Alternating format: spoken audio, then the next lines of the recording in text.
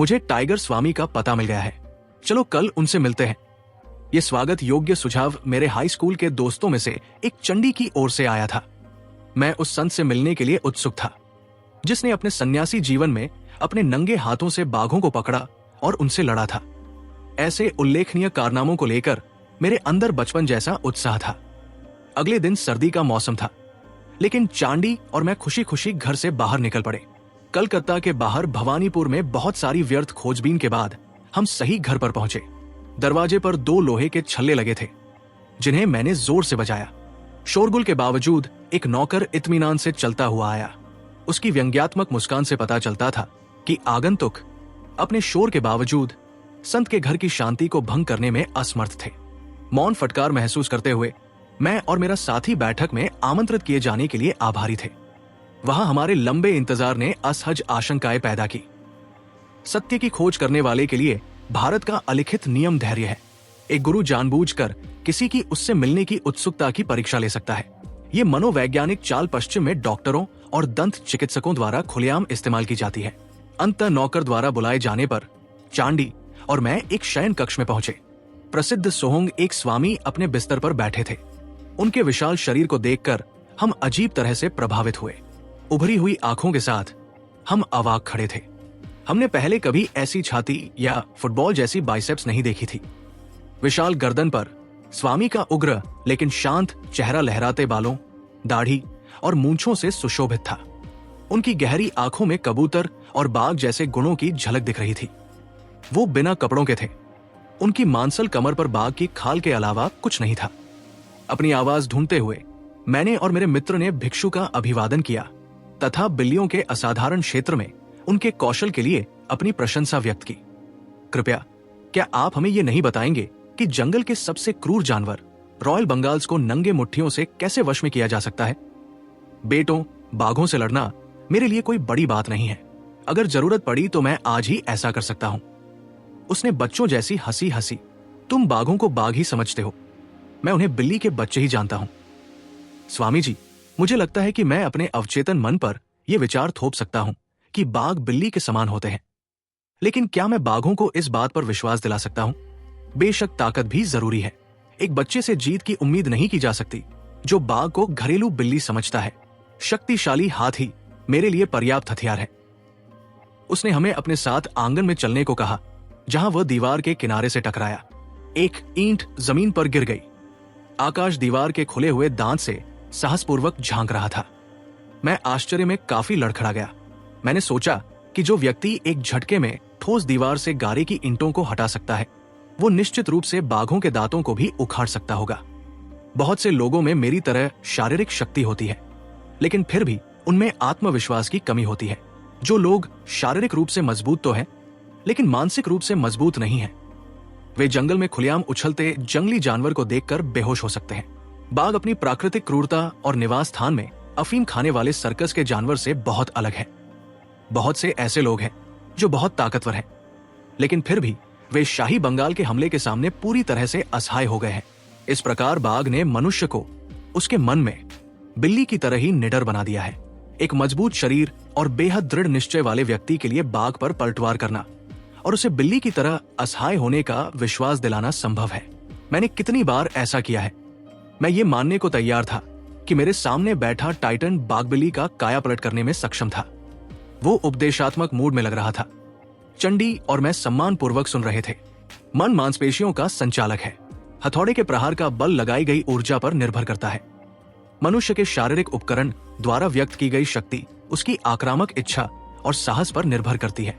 शरीर वस्तुतः मन द्वारा निर्मित और बनाए रखा जाता है। पिछले जन्मों की सहज प्रवृत्ति के दबाव के माध्यम से ताकत या कमजोरी धीरे धीरे मानव चेतना में प्रवेश करती है। वे आदतों के रूप में व्यक्त होते हैं, जो बदले में एक वांछनीय या अवांछनीय शरीर में बदल जाते हैं।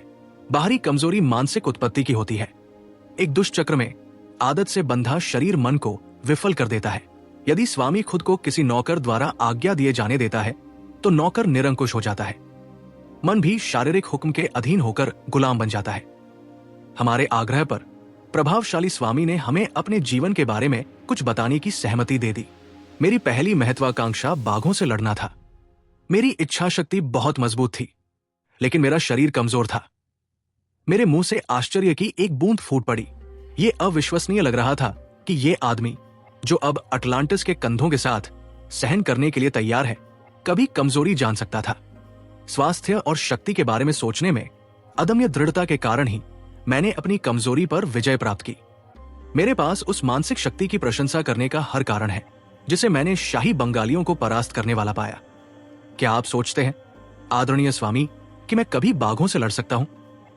यह पहली और आखिरी बार था जब मेरे मन में यह विचित्र महत्वाकांक्षा आई थी। हां, वो मुस्कुरा रहा था, लेकिन बाघ कई तरह के होते हैं।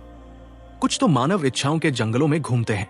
जानवरों को बेहोश करने से कोई आध्यात्मिक लाभ नहीं होता, बल्कि अपने भीतर के शिकारियों पर विजय पाना चाहिए। क्या हम सुन सकते हैं, श्रीमान, कि आप जंगली बाघों को वश में करने वाले से जंगली भावनाओं को वश में करने वाले में कैसे बदल गए?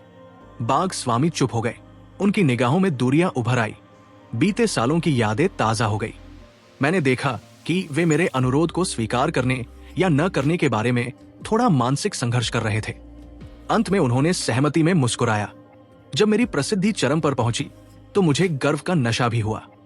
मैंने न केवल बाघों से लड़ने का फैसला किया, बल्कि उन्हें विभिन्न करतब दिखाने का भी फैसला किया।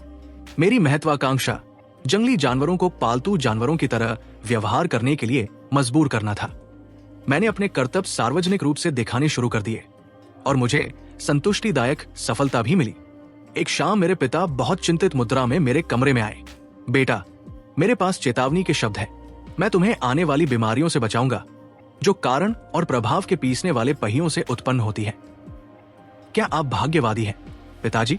क्या अंधविश्वास को शक्तिशाली जल या मेरी गतिविधियों को फीका करने की अनुमति दी जानी चाहिए?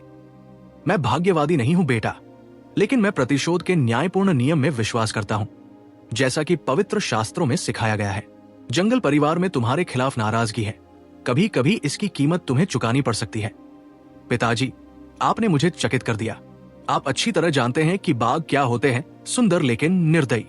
किसी असहाय प्राणी का भरपूर भोजन करने के तुरंत बाद भी बाघ नए शिकार को देखकर फिर से वासना से भर जाता है।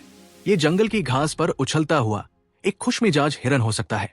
उसे पकड़कर और उसके कोमल गले में एक छेद काटकर दुष्ट जानवर चुपचाप रोते हुए खून का थोड़ा सा स्वाद लेता है और अपने मनमाने रास्ते पर चला जाता है।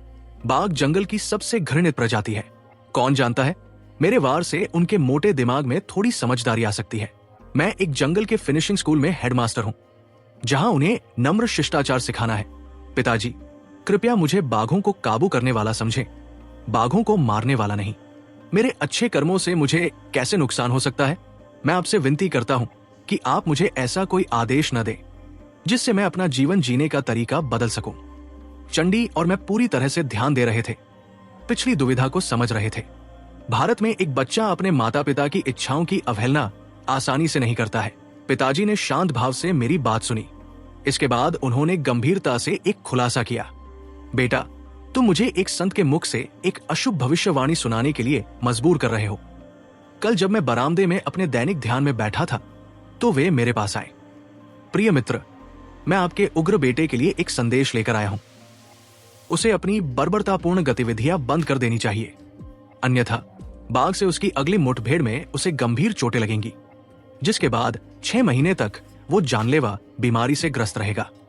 फिर उसे अपने पुराने तौर तरीके त्याग कर साधु बन जाना चाहिए। इस कहानी ने मुझे प्रभावित नहीं किया। मैंने सोचा कि पिताजी एक भ्रमित कट्टरपंथी का भोला भाला शिकार थे। बाघ स्वामी ने यह स्वीकारोक्ति अधीर भाव से की, मानो किसी मूर्खता पर। बहुत देर तक खामोश रहने के कारण वो हमारी उपस्थिति से बेखबर लग रहा था। जब उसने अपनी कहानी का लटकता हुआ धागा उठाया तो वो अचानक दबी हुई आवाज में था। पिता की चेतावनी के कुछ समय बाद ही मैं राजधानी कूच बिहार गया। ये खूबसूरत इलाका मेरे लिए नया था और मुझे एक सुकून भरे बदलाव की उम्मीद थी। हर जगह की तरह सड़कों पर एक उत्सुक भीड़ मेरा पीछा कर रही थी। मैंने कुछ फुसफुसाती हुई टिप्पणियां सुनी। ये वो आदमी है जो जंगली बाघों से लड़ता है। क्या उसके पैर है या पेड़ के तने हैं? उसका चेहरा तो देखो, वो तो बाघों के राजा का अवतार ही होगा। तुम्हें तो पता ही है कि गांव के लड़के अखबार के आखिरी अंक की तरह काम करते हैं। औरतों के भाषण बुलेटिन कितनी तेजी से घर घर पहुंचते हैं। कुछ ही घंटों में पूरा शहर मेरी मौजूदगी से उत्साहित हो गया। मैं शाम को चुपचाप आराम कर रहा था। तभी मुझे सर पर दौड़ते घोड़ों की टापें सुनाई दी। वे मेरे घर के सामने रुक गए। कई लंबे पगड़ीधारी पुलिस वाले अंदर आए। मैं अचंभित रह गया। मैंने सोचा, मानव कानून के इन प्राणियों के लिए सब कुछ संभव है। मुझे आश्चर्य है कि क्या वे मुझे उन मामलों के लिए फटकार लगाएंगे जो मेरे लिए बिल्कुल अज्ञात है। लेकिन अधिकारियों ने अप्रत्याशित शिष्टाचार के साथ सिर झुकाया। माननीय महोदय, हम कूच बिहार के राजकुमार की ओर से आपका स्वागत करने के लिए भेजे गए हैं। वो आपको कल सुबह अपने महल में आमंत्रित करने में प्रसन्न है। मैंने कुछ देर तक इस संभावना पर विचार किया।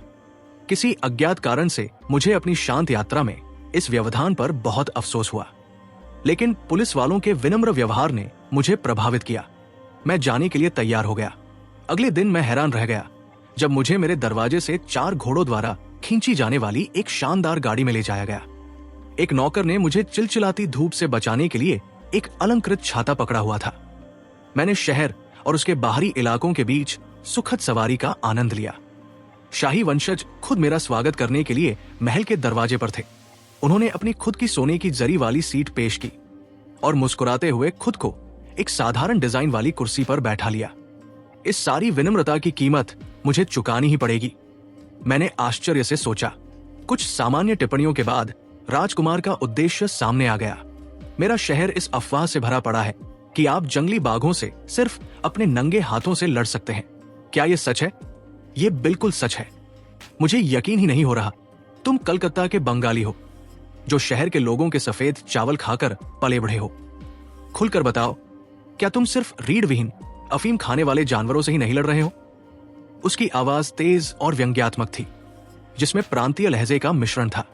मैंने उनके अपमानजनक प्रश्न का कोई उत्तर नहीं दिया। मैं तुम्हें मेरी नई पकड़ी गई शेरनी राजा बेगम से लड़ने की चुनौती देता हूं।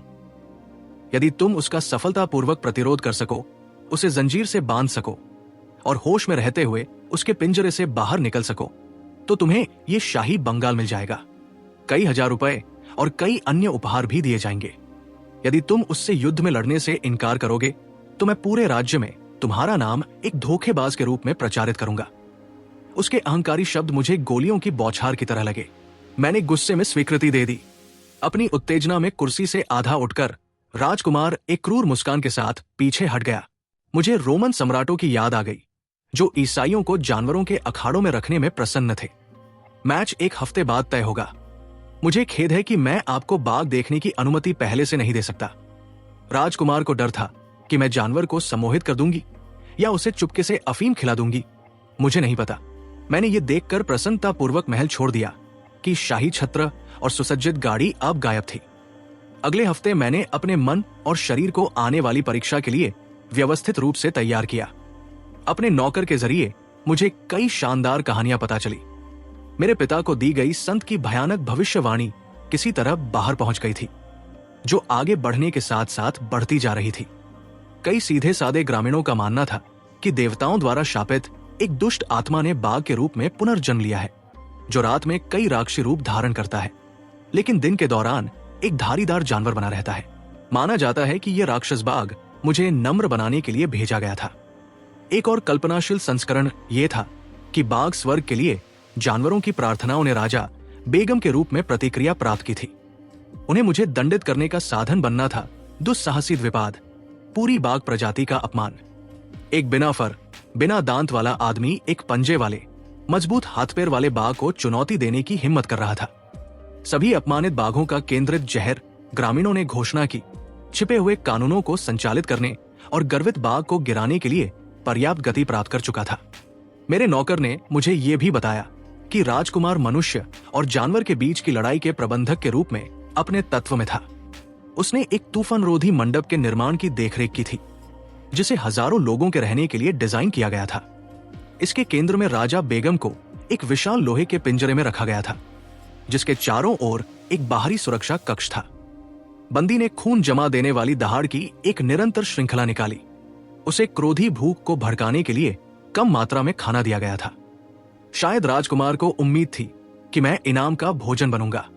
शहर और उपनगरों से भीड़ ने ढोल की थाप पर अनोखी प्रतियोगिता की घोषणा करते हुए उत्सुकता से टिकट खरीदे। लड़ाई के दिन सैकड़ों लोगों को सीटों की कमी के कारण वापस लौटना पड़ा। कई लोग टेंट के छेदों को तोड़कर अंदर घुस गए या गैलरी के नीचे किसी भी जगह पर भीड़ लगा दी। जैसे जैसे बाघ स्वामी की कहानी चरम पर पहुंचती गई, मेरा उत्साह भी बढ़ता गया। चंडी भी पूरी तरह मौन थी। राजा बेगम की तीखी आवाजों और कुछ हद तक भयभीत भीड़ के शोरगुल के बीच मैं चुपचाप सामने आया। कमर के चारों ओर कम कपड़े पहने होने के कारण मैं कपड़ों से असुरक्षित था।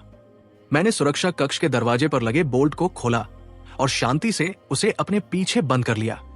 बाघ को खून का एहसास हुआ। अपनी सलाखों पर जोरदार धमाके के साथ उछलते हुए उसने एक भयावह स्वागत किया। दर्शक दयनीय भय से चुप हो गए। मैं उग्र जानवर के सामने एक नम्र मेमना लग रहा था। एक पल में मैं पिंजरे के अंदर था, लेकिन जैसे ही मैंने दरवाजा बंद किया, राजा बेगम ने मुझ पर हमला कर दिया। मेरा दाहिना हाथ बुरी तरह से फट गया था। मानव रक्त, जो एक बाघ के लिए सबसे बड़ा खतरा है, भयावह धाराओं में बह रहा था। संत की भविष्यवाणी पूरी होने वाली थी। मैं पहली बार लगी गंभीर चोट के सदमे से तुरंत संभल गया। अपनी खून से लथपथ उंगलियों को कमर के नीचे डालकर मैंने अपनी बाई बाह को एक ऐसी जोरदार चोट मारी कि हड्डियां चटक गई। वो जानवर पीछे की ओर लड़खड़ाया, पिंजरे के पिछले हिस्से में घुमा और ऐंठकर आगे की ओर उछला। मेरी मशहूर मुक्काबाजी की सजा उसके सिर पर बरस पड़ी। लेकिन राजा बेगम के खून का स्वाद शराब के नशे में चूर होने जैसा था, जो लंबे समय से वंचित शराबी के लिए एक पागल करने वाला पहला घूंट था। गगन भेदी दहाड़ से घिरे उस जानवर के हमले क्रोध में बढ़ गए। मेरे केवल एक हाथ की अपर्याप्त रक्षा ने मुझे पंजों और नुकीले दांतों के सामने कमजोर बना दिया। लेकिन मैंने चौंका देने वाला प्रतिशोध लिया। एक दूसरे से खून से लथपथ हम मौत के लिए संघर्ष कर रहे थे। पिंजरे में कोहराम मच गया, क्योंकि खून हर तरफ फैल गया था और दर्द और जानलेवा वासना के धमाके उस जानवर के गले से निकल रहे थे। गोली मारो उसे, बाघ को मार डालो। दर्शकों में से चीखें उठी। मनुष्य और जानवर इतनी तेजी से आगे बढ़े कि एक गार्ड की गोली भी चूक गई। मैंने अपनी पूरी इच्छा शक्ति जुटाई, जोर से चिल्लाया और आखिरी जोरदार वार किया। बाघ गिर पड़ा और चुपचाप लेट गया। बिल्ली की तरह मैंने बीच में कहा। स्वामी जी ने हार्दिक प्रशंसा पूर्वक हंसते हुए फिर मनोरंजक कहानी जारी रखी। आखिरकार राजा बेगम को पराजित कर दिया गया। उसका शाही अभिमान और भी कम हो गया। अपने कटे हुए हाथों से मैंने दुस्साहसपूर्वक उसके जबड़े खोल दिए। एक नाटकीय क्षण के लिए मैंने अपना सिर उस मौत के जाल में दबाए रखा। मैंने चारों ओर जंजीर की तलाश की। फर्श पर ढेर से एक जंजीर खींचकर मैंने बाघ को उसकी गर्दन से पिंजरे की सलाखों से बांध दिया। विजय के भाव से मैं दरवाजे की ओर बढ़ा, लेकिन उस राक्षसी अवतार राजा बेगम में अपनी कथित राक्षसी उत्पत्ति के योग्य सहन शक्ति थी। एक अविश्वसनीय झटके के साथ उसने जंजीर तोड़ दी और मेरी पीठ पर कूद गया। मेरा कंधा उसके जबड़े में फंस गया। मैं हिंसक रूप से गिर गया, लेकिन एक पल में मैंने उसे अपने नीचे दबा लिया।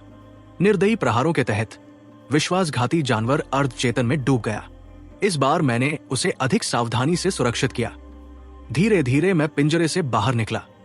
मैंने खुद को एक नए कोलाहल में पाया। इस बार खुशी का माहौल। भीड़ की जयकार मानो एक ही विशाल गले से फूट रही हो। बुरी तरह से घायल होने के बावजूद मैंने लड़ाई की 3 शर्तें पूरी कर ली थी। बाघ को अचेत करना, उसे जंजीर से बांधना और खुद की मदद के बिना उसे छोड़ना। इसके अलावा मैंने उस आक्रामक जानवर को इतनी बुरी तरह से घायल और भयभीत कर दिया था कि वो अपने मुंह में मेरे सिर के अवसर को अनदेखा करने के लिए संतुष्ट था। मेरे घावों का इलाज होने के बाद मेरा सम्मान किया गया और मुझे माला पहनाई गई। मेरे पैरों पर सैकड़ों सोने के सिक्के बरसाए गए। पूरे शहर में छुट्टियों का दौर शुरू हो गया। हर तरफ से मेरी जीत के बारे में अंतहीन चर्चाएं सुनाई दे रही थी, जो अब तक देखे गए सबसे बड़े और सबसे क्रूर बाघों में से एक पर थी। वादे के मुताबिक राजा बेगम को मेरे सामने पेश किया गया, लेकिन मुझे कोई खुशी महसूस नहीं हुई। मेरे दिल में एक आध्यात्मिक बदलाव आया था। ऐसा लग रहा था कि पिंजरे से बाहर निकलने के साथ ही मैंने अपनी सांसारिक महत्वाकांक्षाओं के दरवाजे भी बंद कर दिए थे। इसके बाद एक दुखद दौर आया। 6 महीने तक मैं रक्त विषाक्तता के कारण मौत के करीब रहा।